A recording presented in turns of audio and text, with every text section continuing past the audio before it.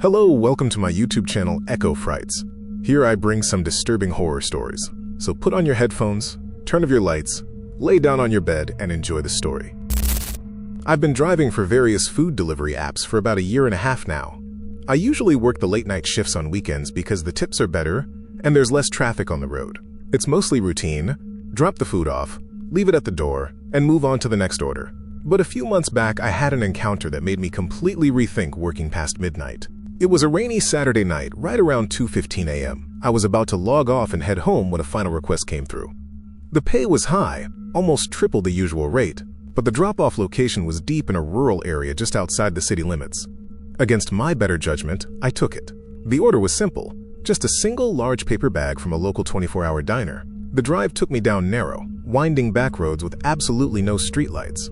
By the time I reached the GPS coordinates, the rain was coming down hard.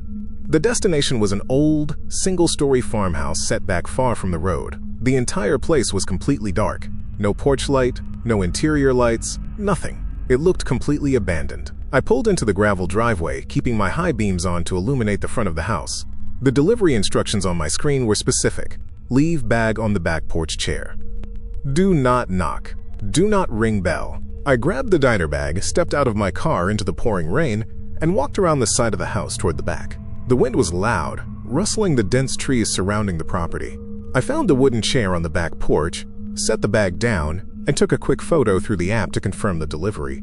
As I turned around to leave, I got a bad feeling. The air felt incredibly tense, like someone was standing right behind me. I quickly walked back to my car, got inside, and locked the doors. I shifted into reverse, backed out of the long driveway, and started making the 20-minute drive back toward the main highway. I was relieved to be away from that place. About 5 minutes into the drive, my phone buzzed on the dashboard mount.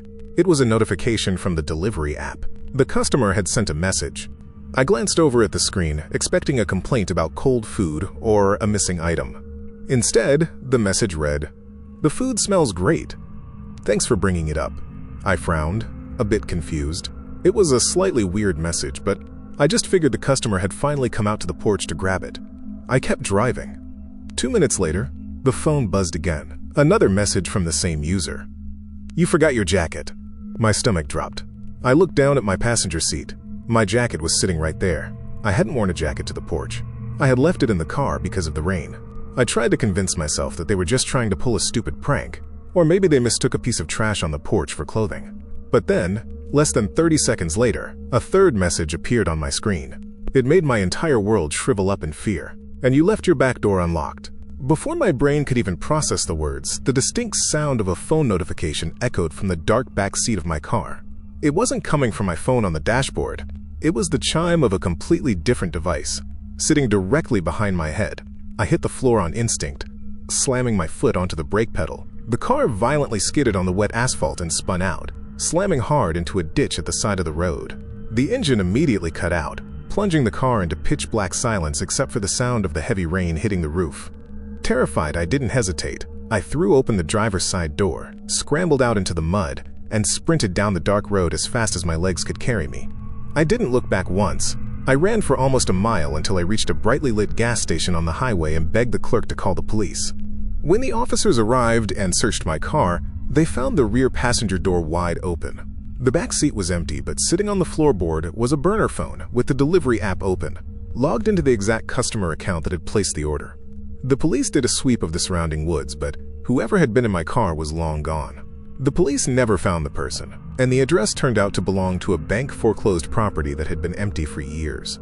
I quit doing deliveries the very next morning. I still don't know how long that person was sitting in the dark behind me, or what they would have done if I hadn't stopped the car.